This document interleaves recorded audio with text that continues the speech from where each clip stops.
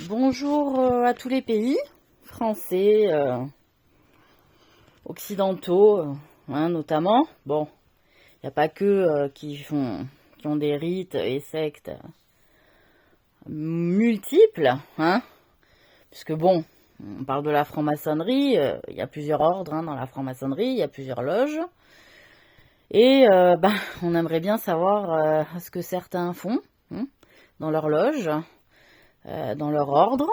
hein. Alors effectivement, il y en a qui ont de belles valeurs, de beaux principes. Et puis bon, comme d'habitude, selon qui on met à la tête, comme vénérable ou autre, non. On se demande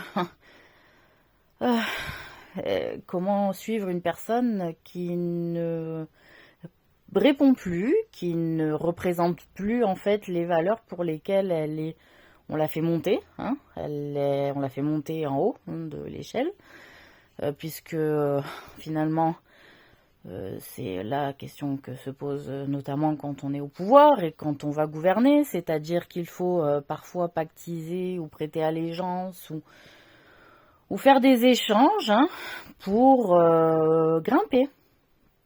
Et parfois, quand on veut aller plus vite que la musique, ou qu'on est trop pressé, ou qu'on on a une soif ambitieuse et de domination, ça peut nous pousser ou à trahir des paroles, ou faire des alliances mauvaises pour l'intérêt du groupe qu'on représente, peut-être de l'ordre qu'on représente, peut-être de la loge qu'on représente, ou alors du peuple qu'on représente, du pays qu'on représente, etc. C'est vrai qu'on parle toujours des lobbies. Bon, derrière le mot lobby se cache, on va dire, l'intérêt financier, mais il y a aussi, on va dire, peut-être à un certain niveau, pour certaines personnes, juste un moyen de pouvoir survivre, pour ne pas se faire tuer, ou pour ne pas mettre que leurs enfants soient pris en otage dans des rites de viol collectif dégueulasses. Parce que je pense qu'on en est arrivé là, dans la dégueulasserie hystérique de rites sataniques qui durent depuis des siècles. Donc quand je parle de satanique, parce qu'on sait tous que bon, Satan, il se balade parmi nous, sauf qu'il est plus croyant que beaucoup de gens et qu'il est, comme je vous l'ai déjà expliqué, une tentation pour les hommes. Voilà.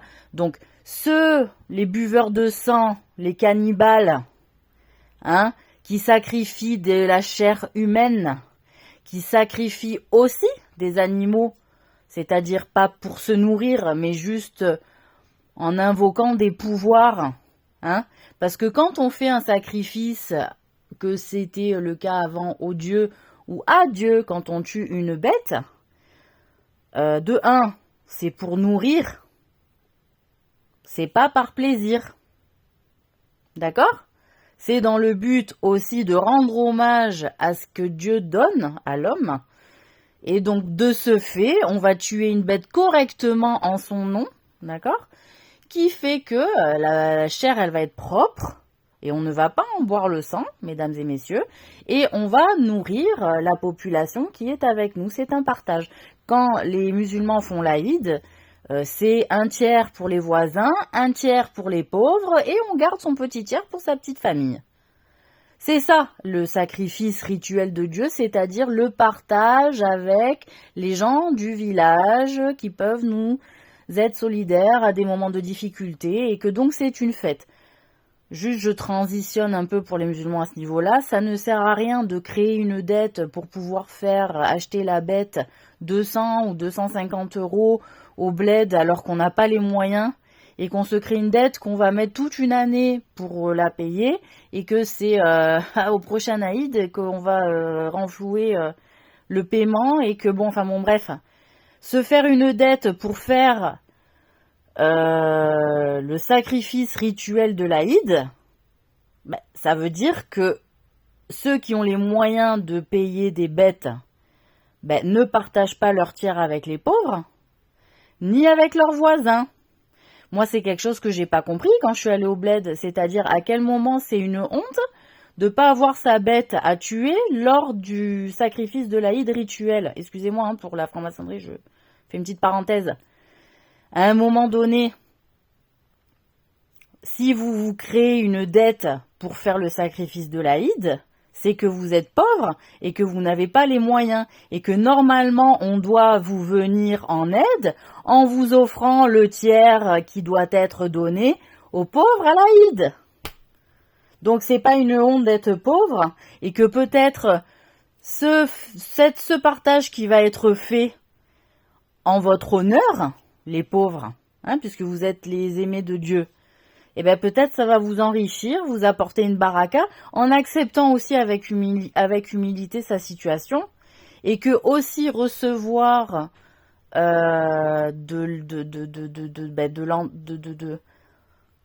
on va dire, c'est-à-dire le voisin prend soin de vous, c'est un soin, Ça fait du bien d'être soigné par ses voisins, par ses pères, par sa famille, etc., par des membres de sa famille. Donc, quand je vois que dans des familles, il y a l'oncle qui sacrifie, après il y a le frère de l'oncle qui sacrifie, après gna gna gna, et que, à quel moment, s'il vous plaît, il n'y a pas des pauvres dans les villages? Et que les pauvres, ils vont se créer une dette auprès d'autres familles pour pouvoir bouffer le jour de l'Aïd. Mais qu'est-ce que c'est que ça, enfin? Donc, normalement, dans les pays musulmans, les pauvres ne devraient pas crever de faim puisqu'il devrait y avoir un système de solidarité qui serait déployé par les musulmans plus aisés qui prendraient soin et des pauvres et des voisins. D'accord? Voilà, c'est ça l'islam. C'est pas qu'aller faire semblant de faire la prière et de critiquer et de faire de la médisance sur tout le monde. Non. Voilà. Donc, acceptez votre part de pauvreté, acceptez de recevoir un don, il n'y a pas de honte, c'est ce que préconise l'islam, et que en étant humble sur sa situation, Allah, il va peut-être faire que demain, il va vous enrichir. D'accord? Voilà, donc je voulais faire une petite parenthèse. Donc, sur ce fait-là, il faut que je revienne à la franc-maçonnerie. Donc, des trucs rituels, sacrificiels, où on tue des hommes, des femmes, des enfants, des animaux, qui vont être jetés je ne sais pas où, pour faire couler le sang un peu partout sur la terre, et puis qu'elle soit stérile au bout d'un moment, et hostile à l'homme. Moi, parfois, je me suis baladée dans des endroits, je peux vous le dire, j'étais entourée de forêts, et c'était la journée. J'ai senti que les arbres, ils étaient en colère contre moi, quoi. C'était du style, en voilà encore une. C'est ça que j'ai senti. Alors moi, je leur ai demandé pardon aux arbres. Sincèrement. J'ai dit, mais putain, ils ont de quoi se sentir agressés avec ce qu'on fout, d'eux.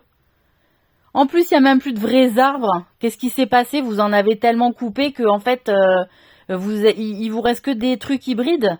Parce que il n'y a plus de souches d'arbres de base. On en est arrivé là? Sans déconner? Alors hier, je vais à Lyon. Je visite, donc je fais un petit circuit, un petit pèlerinage un petit peu, alors je pense pas franc-maçon, mais un truc relié à mon histoire personnelle, puisque apparemment je suis reliée à l'histoire et à la couronne d'Angleterre. C'est quand même moi Blanche qui a été cachée sous le masque de fer, j'en ai la trace sur ma joue gauche. Et qu'on m'a mis ce putain de masque de fer, pourquoi? Parce que c'est moche, enfin, d'être tailladé, d'avoir la peau arrachée. Et puis on en a des témoignages dans les épingles images que je mets. Voilà, donc bon. Donc oui, j'assume être l'âme, en tout cas, qui a été la fille de Socrate, qui a pris sa place, quand on lui a donné la ciguë pour le tuer. Je me suis, en fait, c'est même pas un truc qu'on a bu, c'est-à-dire on m'a fait couler un truc sur la tête. Un truc de faire... comme dans Game of Thrones, vous savez, le frère fou là de la blonde qui devient mère des dragons. On me fond un truc sur la gueule, de l'acier fondu, en gros. Et bon, bref, moi, de ce que j'ai senti, si vous voulez, de ce que je me remémore, c'est que, contrairement à ce que j'ai pu imaginer, c'était pas chaud. C'était du poids lourd, mais pas chaud. Voilà. Alors après, j'ai l'info que peut-être c'était effectivement de l'or ou que, à mon contact, ça s'est transformé avec de l'or parce que j'avais moi-même demandé de prendre la place de mon père. C'était ça l'histoire, parce que je voyais mon père pris à mal par les partis du gens qui représentaient censément le Sénat, mais qui avaient dévié dans leurs paroles, dans leurs croyances, et qui, en plus, dans leur polythéisme, s'étaient encore plus éloignés par cette espèce de drusisme dont on ne sait d'où il sort, peut-être d'Orient ou je ne sais quoi d'Égypte, et qui font que c'est parti complètement déjà à l'époque de Socrate, c'est déjà parti en cacahuète. En fait, ils étaient déjà dans des délires de sacrifice humain, les mecs. Donc moi, je sais que Socrate cachait sa foi, il me semble, dans un Dieu unique. Déjà à l'époque, il était croyant. Il m'avait enseigné cette foi. Et que lui, étant mis à mal donc par le Sénat, et que moi j'étais témoin de ça, j'ai senti en moi quelque chose qui me poussait en me disant « Vas-tu laisser ton père être sacrifié ?» Et que ma foi m'a poussé à prendre sa place. J'ai pris sa place, j'ai été sacrifié, et que bon, après le cycle a commencé comme ça, mais que finalement, les Grecs, mais je sais même pas si c'était pas des Romains dans l'histoire, parce que on parle d'Athènes, etc. Mais je sais pas si c'était. Je sais qu'on dit Socrate, la philosophie, c'est grec, etc. Mais j'ai quand même l'impression qu'il y avait des gens de Rome dans l'histoire. Juste, voilà, dans mon sentiment. Donc voilà. Après, c'est parti dans ce délire-là, et donc certes, je suis morte à ce moment-là, mais je n'ai pas senti de brûlure ni quoi que ce soit. Et après, qu'est-ce que je voulais dire? Donc, à un moment donné, vous faites des sacrifices. Alors certes, vous avez étudié tout un tas de sources ésotériques que les voyages, les colonisations a fait que vous imposiez votre manière de vivre, votre vision, votre modèle de société aussi, que vous voliez aussi, on l'a vu au cours de mon passage avec ce que j'ai fait comme exposé grâce à ce merveilleux site qui est Wikipédia. Bon, enfin bref. Donc, que les gens... par voie de bataille, avec force sur les peuples, pouvaient utiliser la sorcellerie, voler les noms, faire des amnésies sur les noms des pays, en changeant des lettres, en alternant les syllabes, en les échangeant, en volant, oui, des lettres, en mettant un nom de là, un nom de là. Donc moi, de ce que j'ai compris, c'est que, a priori, les gens ont trouvé une utilité de mettre des noms identiques à différents coins du monde. En disant, si par exemple, dans cette partie du monde-là, il y a un problème, l'autre partie du monde qui porte potentiellement le même nom, peut œuvrer pour elle et la faire sortir de la panade, en gros. Moi, c'est comme ça que je l'ai compris. Sauf que, s'il y a un endroit autre que son propre endroit, qui est au départ l'endroit premier, on œuvre pour soi, on peut ou l'appauvrir ou l'enrichir, ou le rendre esclave, ou le rendre autonome, ou le rendre décroissant, ou le rendre croissant. Donc prendre aussi à mal certains lieux géographiques par une science, on va dire, dimensionnelle, d'universalité dimensionnelle, qui fait que les gens qui ont étudié l'ésotérisme, la magie, la sorcellerie, ont compris que, bon, certes, la parole avait un pouvoir, que certes, les actions avaient un pouvoir, tout ce à quoi se sont intéressés les alchimistes aussi, faut voir, on rentre pas non plus dans ces cercles comme ça, de cette manière. Les savoirs ne sont pas restés secrets non plus pour rien, parce qu'on ne peut pas non plus donner certaines informations à tout le monde. Pour autant, c'est risqué. Pour autant, voilà, le propre, le propre du problème en faisant une société secrète, c'est que, c'est-à-dire, on œuvre par-dessous, mais sauf qu'à un moment donné, si on ne voit pas l'ennemi, qu'il est mal défini, et qu'en apparence on défend des choses bienveillantes, mais que par-dessous on fait des choses finalement de sabotage, voire de malveillance, parce qu'on peut saboter un pouvoir dominateur et malveillant, mais si on sabote le pouvoir bienveillant qui œuvre à s'installer et à pérenniser pour avoir, parce qu'il a une vision, on va dire, généreuse de la société, et que d'autres par-dessous, encore une fois, œuvrent à une société inégale parce qu'il n'y a pas le respect à proprement parler entre les êtres humains, entre les peuples, et que ça ne les intéresse pas d'être considérés comme un égal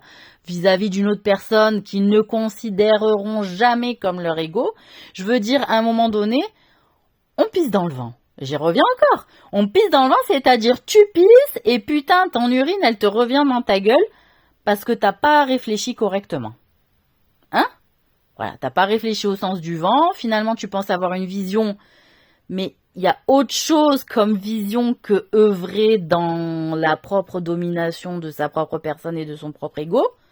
Et que peut-être, au-delà du fait de se servir soi-même, si on sert aussi plus généreusement et plus collectivement, on va encore mieux se servir soi-même que ce qu'on l'avait imaginé. Et c'est vers ce à quoi Dieu nous exhorte, c'est-à-dire ne pense pas qu'à toi, même si tu réussis à ce que je te donne quelque chose de vachement bien parce que tu as œuvré pour toi-même.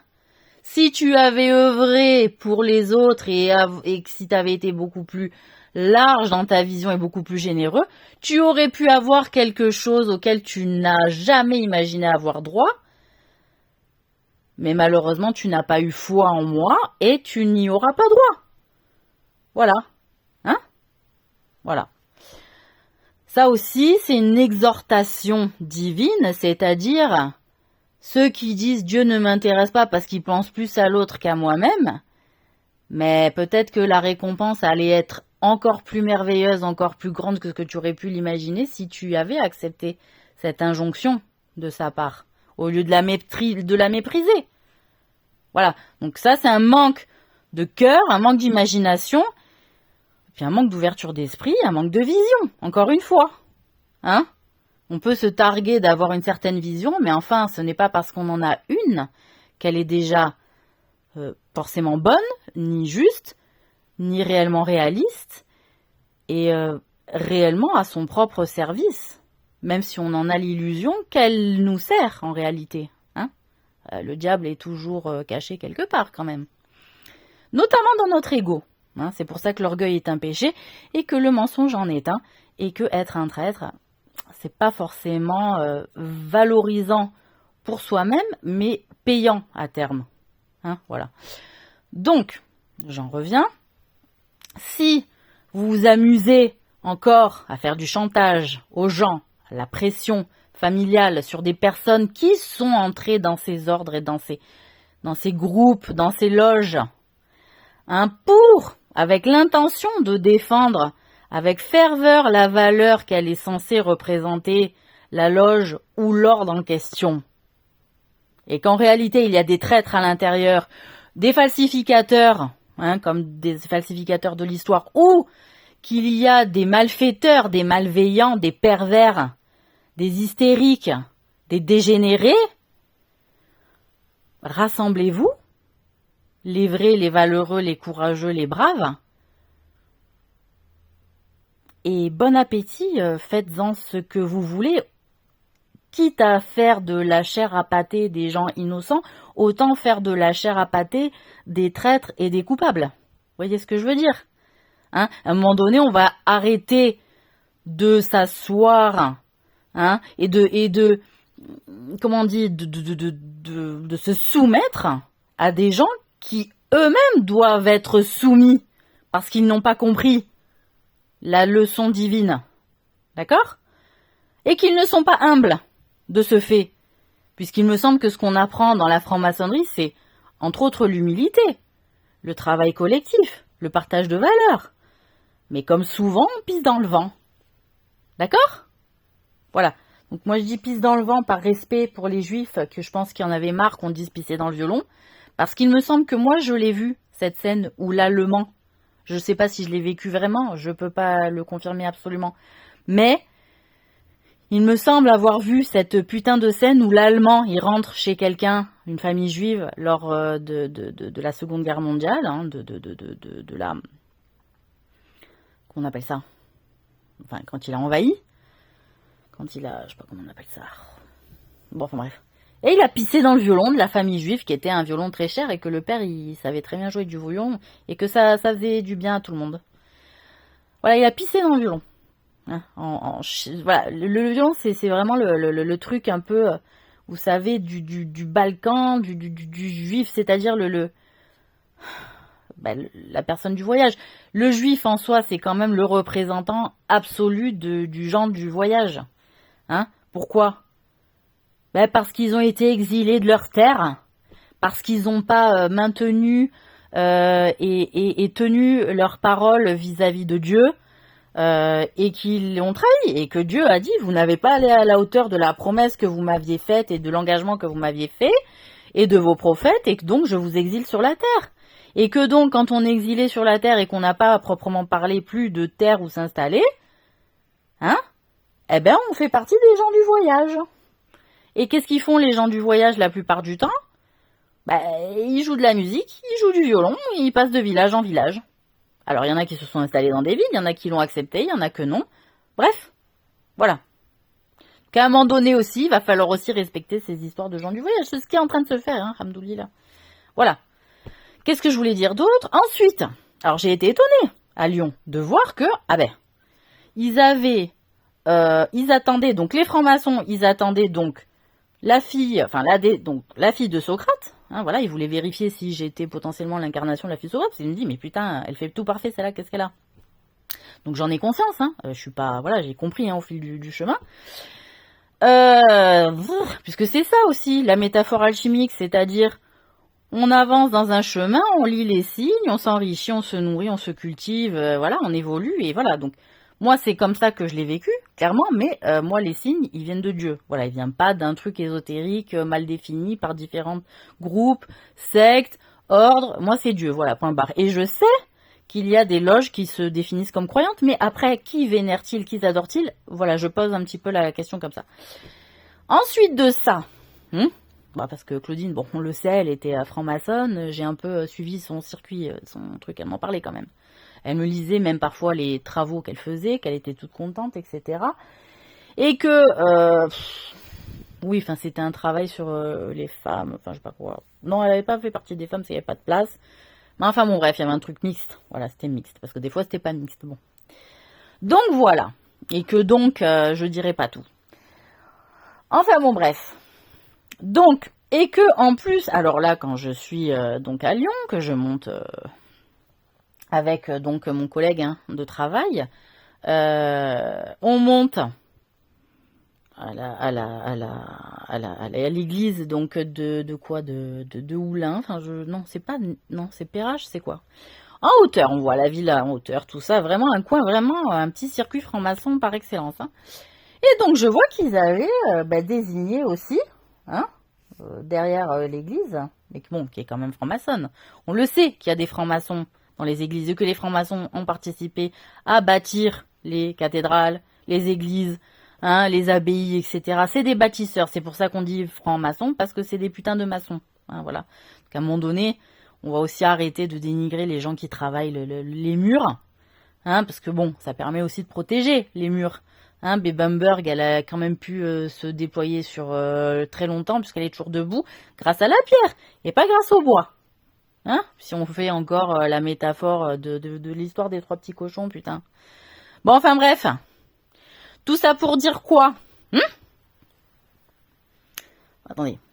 J'essaie de suivre ce que je dis. Bon. Et donc, de ce fait, on déclare que peut-être, finalement, comme chez les chrétiens et comme, finalement, dans certaines, peut-être, loges de franc-maçonnerie, on déclare Marie, la mère de Jésus, alayhi salam, paix sur lui, est désignée comme la gardienne. Et donc moi, je comprends quoi?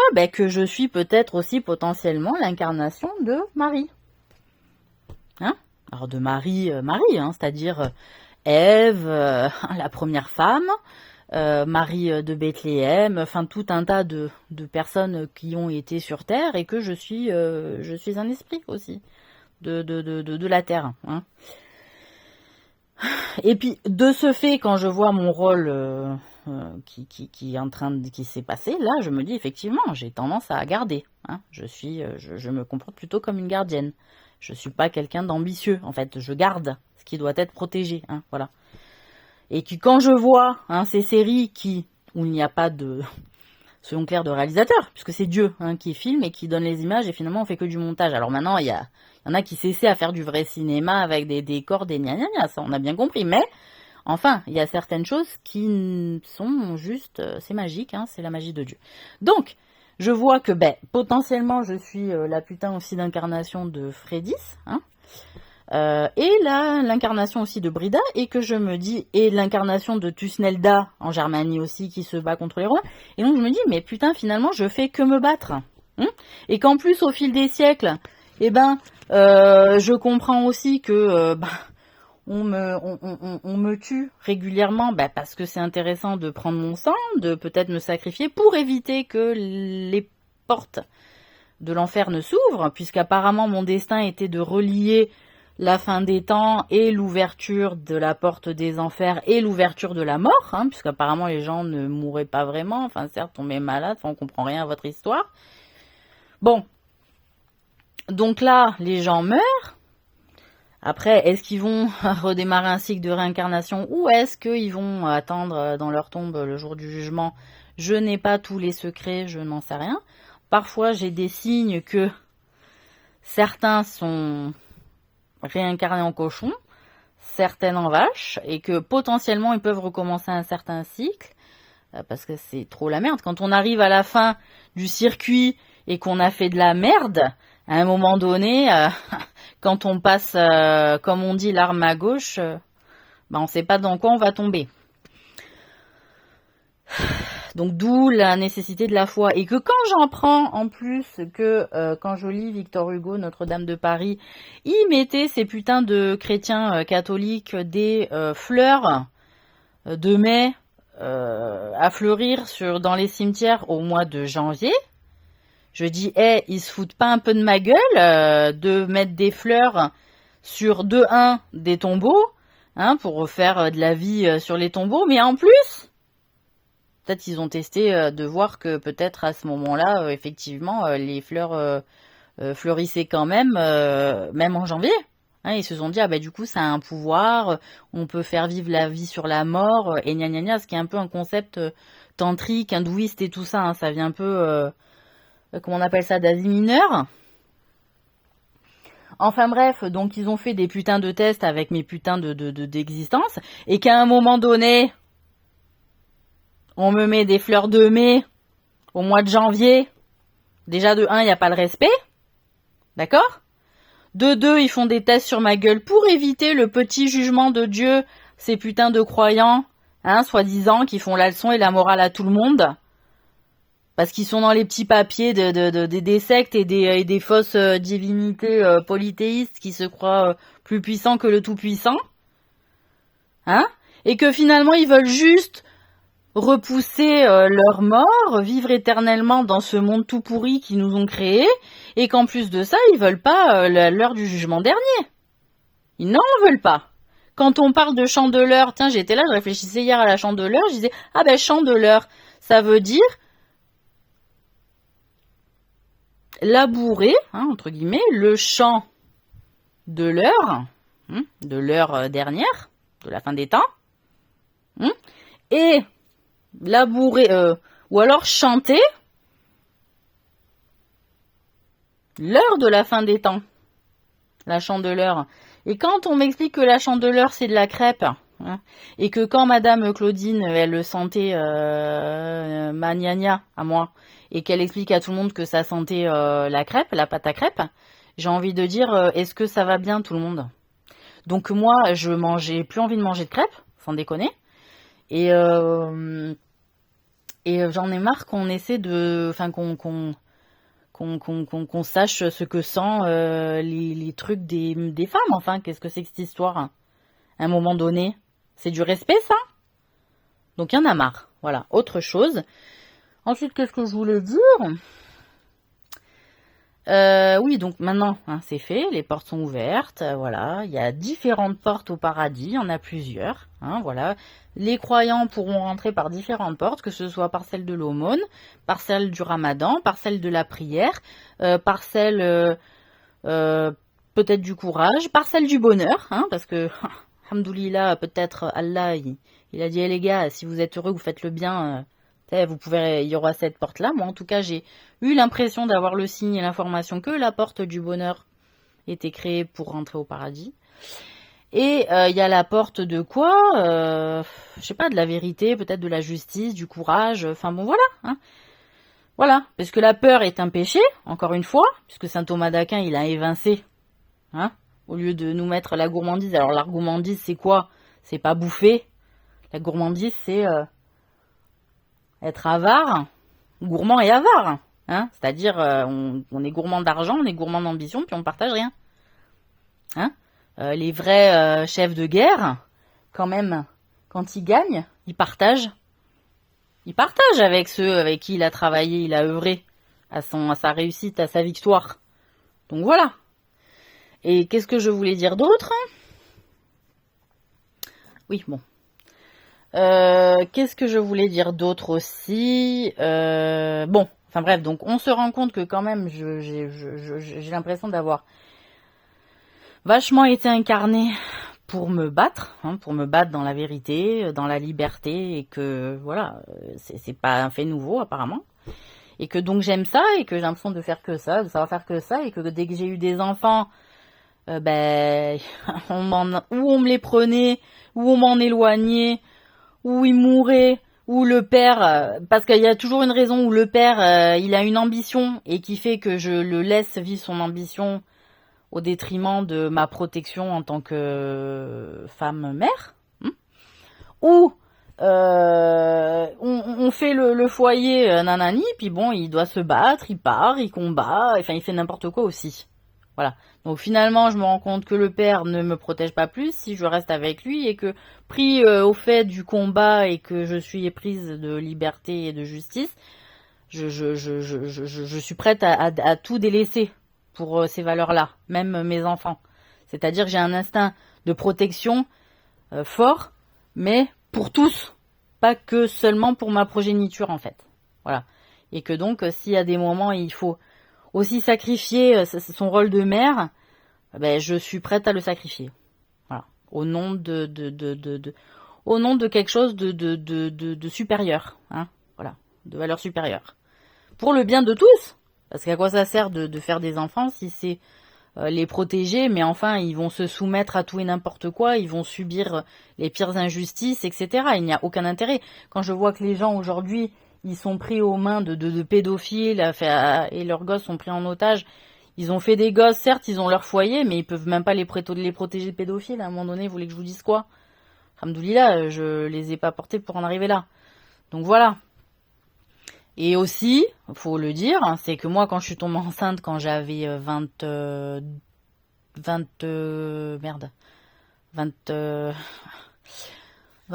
ans, ben, j'ai pris quand même la pilule abortive.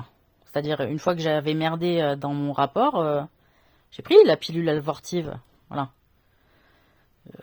Voilà, dans le temps imparti, en suivant le processus, puisqu'il y en avait 2, je crois, un jour sur l'autre. Enfin bon, voilà, et sauf que ça n'avait pas fonctionné du tout. Donc après, on m'a dit plus tard, c'est bizarre que ça n'avait pas fonctionné. Après, est-ce qu'on m'avait passé un placebo ou quoi, puisqu'apparemment, j'ai été la plus regardée de France ou du monde, j'en sais rien quoi. Donc voilà, bon bref. Donc, je suis parfaitement consciente de tout ce qui est en train de se tramer, on va dire géopolitiquement parlant, et que j'y œuvre, et que j'y ai œuvré. Voilà, donc j'assume. Hein. Donc oui, moi je veux bien mes 2 maris, là, Colin et Christophe, là, qui sont des rois et que c'est les miens en fait. Hein, j'ai pas envie de tergiverser 107 ans à me taper tous les gens du quartier ou du village, j'en ai rien à carrer moi de cette histoire-là. Hein, s'il y a un Maxime au milieu qui se greffe ou je sais pas qui, c'est eux qui décident. C'est Colin et Christophe. Ou Christophe, puisque je ne sais pas comment ils se sont hiérarchisés ces deux-là. Bon, enfin bref, je suis pas toujours au courant. Ils se sont déclarés, certes. Mais enfin, comme je suis toujours pris dans un embrigadement qui m'est propre, eh ben voilà. hein, j'en sais pas plus, donc jouez pas non plus avec ça, respectez-moi, hein, voilà. Notamment, je parle aux femmes qui sont toujours en train de vouloir prendre ce qui ne leur est pas destiné, au final. Trouvez votre propre destin, mais arrêtez de voler le mien. C'est tout ce que je vous demande. Voilà. Et donc, je voudrais qu'on cesse ces putains de sacrifices et qu'on prenne en otage des gens bien, qui se battent pour des valeurs et qui sont entrés pour des valeurs valeureuses, vénérables, honorables, hein, dans ces ordres, à un moment donné. Bon, peut-être qu'il faudra arrêter cette histoire de loge, parler d'ordre, ça ira bien. Il y en a qui parlent de clubs. Bon, les clubs, c'est ceux qui sont pas forcément, qui font pas partie des ordres. On peut faire partie d'un club sans être dans un ordre, faire partie d'un ordre sans faire partie d'un club. Je sais pas, démerdez-vous. Hein? Mais après, si à un moment donné, un ordre, il a des valeurs différentes du club, ben, ne faites pas partie du club qui a des valeurs différentes. Enfin, voilà, démerdez-vous. Essayez si vous faites partie d'un ordre, c'est un ordre. Si vous faites partie d'un club, c'est un club. Je sais pas, vous y êtes. Hein, moi, j'ai mon club. Certes. Mais à un moment donné, moi, c'est le club de la mort. Ben oui. Mais à un moment donné, bon, voilà. Ordre, pas ordre, j'en sais rien. Après, un blason, c'est lié quand même à une famille ou à une ville, de la famille qui a porté cette ville ou qui a porté un projet, etc. C'est un blason. Moi, j'ai dit, c'est le lion et le loup, mon blason. Voilà, démerdez-vous. Hein? Après, en tant que Circé, puisque je l'ai été, hein, aussi, et qu'apparemment, je la portais vachement bien, mieux que Claudine. Donc, il y avait le guépard, il y avait l'ours, hein, que j'ai finalement réussi à récupérer. Il y a, bon, le loup, ça c'est sûr, le lion, il y avait quoi, le tigre, hein, que j'ai réussi à récupérer. Enfin bon, voilà. Il y avait la brebis, que j'ai été en étant dans la famille des loups, alors que j'étais pas dans la famille des loups quand j'étais avant d'être chez Claudine. Bon, voilà, hein. Donc à un moment donné, j'ai tout compris.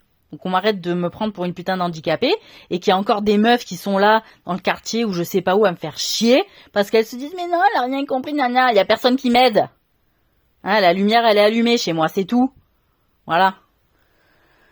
Bon, et autre chose encore une fois, c'est que donc, le petit circuit qui s'est terminé par un petit bord de route hier avec mon collègue de travail, hein, donc le black, hein, du quartier, qui joue certes bien, mais qui avait pas non plus pris conscience à quel niveau je jouais aussi, donc il a fallu un peu faire une remise à jour, hein. Une mise à jour, hein, parce qu'elle n'y était pas. Donc, voilà. Donc, comme ça c'est dit, donc j'ai constaté qu'il y avait quand même des gens encore, ben forcément, qui se regroupent dans la forêt, qui prennent en otage des putains d'EHPAD, de maisons de retraite, ben, pour faire des viols sur les grands-parents. Ben oui, parce que des maisons de passe, hein, il y en a chez les vieux aussi. Et en plus qu'il y a des êtres sorciers, sorcières qui font des trucs avec des bouts de bois, des angles en bout de bois, du style oui, on est à moitié sorcière, à moitié franc-maçon, on connaît les codes gna gna. Je dirais à un moment donné, on va arrêter ce délire-là. Et que quand je vois que ça met à certains endroits de la lisière de la forêt, hein, et qui étudie, alors je sais pas, les vers, ce qu'ils ont comme rôle là, ces putains d'écolos, hein, aussi, qui se donnent des rendez-vous sûrement la nuit, je les vois bien, ceux-là. Parce que moi, à Marseille, les gens qui faisaient les sacrifices, là, de sang, de pigeons ou de gosses, c'était la CGT, hein. Vous croyez quoi? Ces gens-là, qui soi-disant défendent nos intérêts, ils nous pinent par derrière et ils font la mort sur terre, tu sais. Donc c'est pour ça qu'à un moment donné, j'en ai marre qu'on monte du doigt les patrons, les gnagnats, tu sais. Tout le monde, ils en chient, on en a marre. Voilà, tiens, on en a marre, tiens, le truc on nous spolie, Arlette Laguillier. Je t'ai niqué à Grenoble, Arlette. Je t'ai niqué, que ce soit bien clair. Donc t'arrêtes de nous faire chier et d'aller faire des trucs bizarres avec des anarchos bizarres dans la forêt et les prendre en otage. Ils en ont plein le cul, hein, de ton histoire de communisme, de rouge de merde. Tout le monde a envie de se libérer de tout ça. D'accord?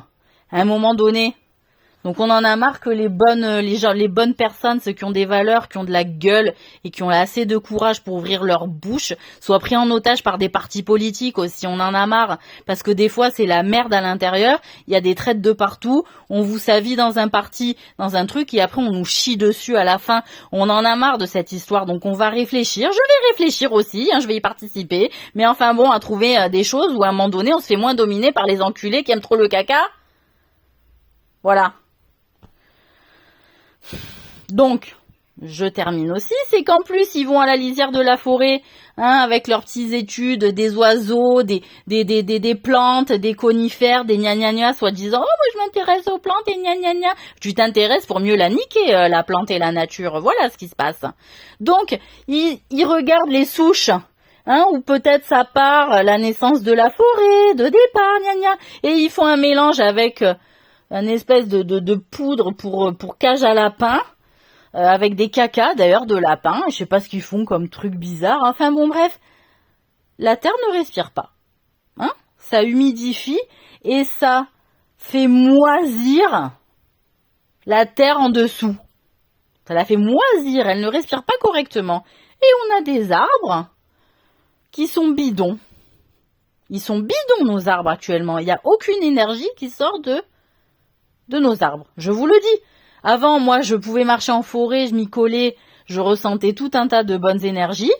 Et puis, il y a des gens qui ont commencé à me détester, je sais pas pourquoi, et qui ont commencé à dire, ah ben non, on va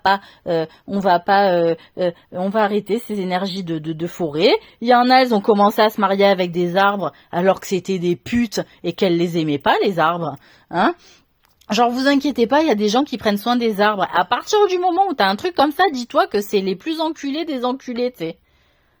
Parce que elles vont te niquer la forêt. Moi, on m'a expliqué genre que des trucs c'était des chênes, j'ai regardé, j'ai dit à quel moment tu me fais croire que c'est un putain de chêne, ton histoire? Il y a quoi à l'intérieur des arbres pour qu'il y ait plus d'énergie comme ça? Sans déconner, il y en a, ils grattent les troncs, ils mettent le feu dedans. Ou alors à l'extérieur. Puis alors comme moi, mon symbole c'est la putain de mousse, j'ai toujours aimé ça. Il y a des filles qui ont partagé ma vie, qui pour se venger de moi, parce qu'apparemment je fais chier, je sais pas pourquoi, ils arrachent la mousse, ils font des trucs, je sais pas quoi dans la nature. Mais je dis mais à quel moment? Et après ça fait quoi du CBD? Ça fait des magasins bio, ça vend pour quel lobby bio encore? J'en ai marre de tout ça, de cette hypocrisie de merde. Voilà. Donc s'il vous plaît, ceux qui m'aiment bien, qui aiment bien que quand je parle ça leur fait du bien, putain, que ça les libère et que ça leur donne de la force demain au boulot d'ouvrir leur gueule et de poser le poing sur la table, quitte à tout perdre. Qu'est-ce qu'il dit Jésus? Quitte tout et suis-moi.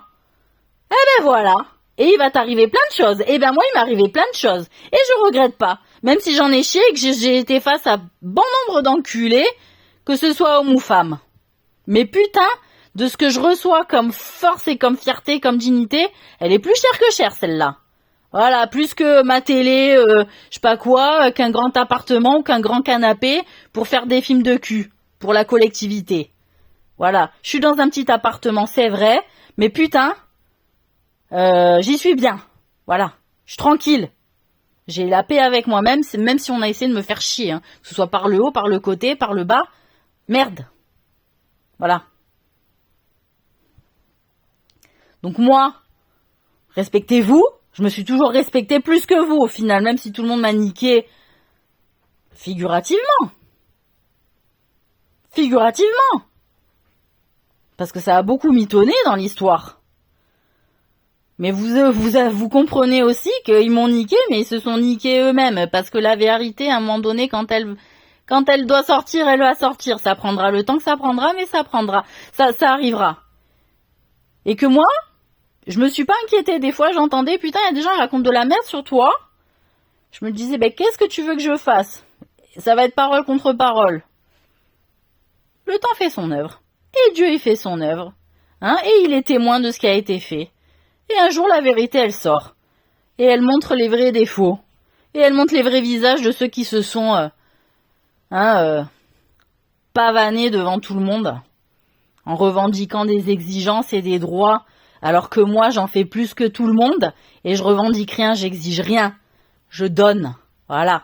Donc, cadeau, bon appétit, mais foutez-moi la paix, et donnez-moi un peu de boulot qui soit pas très loin de chez moi, parce que j'en ai ras-le-bol. Donc c'est ça le respect. C'est pas laisser des gens dans la merde pour les tenir en laisse parce qu'ils travaillent bien. Vous les faites manger aussi. Voilà. Un minimum, merde.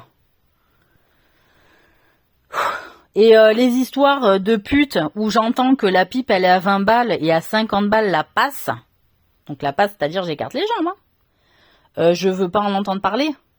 Que ce soit bien clair, des ados qui vivent chez leurs parents, qui font des passes pour 20 balles et 50 balles, et que ça flingue le travail vrai de la prostituée, hein, à un moment donné, mais qu'est-ce que c'est que ça? Et donc il y a les jeunes du quartier, pour 20 balles, ils sont sucés, pour 50 balles, et alors quoi, ça salit toutes les femmes? Putain, et les filles qui font ça, vous êtes critiquables. Vous êtes critiquables et vous allez être jugés, en fait. S'il y a personne qui vous oblige à faire ce que vous faites, et que vous le faites sciemment, juste pour vous payer, je sais pas quoi, chez n'importe quel magasin de maquillage, ou pour un truc d'un téléphone et tout, vous n'avez pas de valeur. Vous êtes de la merde. D'accord? Donc c'est sûr, votre pipe elle vaut 20 balles et votre cul 50. Ça c'est clair. Si vous avez si peu d'estime pour vous-même à ce prix-là, mais allez vous faire foutre. Et en plus, vous êtes des putains d'ados, t'sais, ou des jeunes femmes. Si vous n'avez pas d'autre projet que ça pour votre vie ou comme vision, mais t'sais, vous avez raison, vous êtes de la merde. Voilà, continuez comme ça. Hein?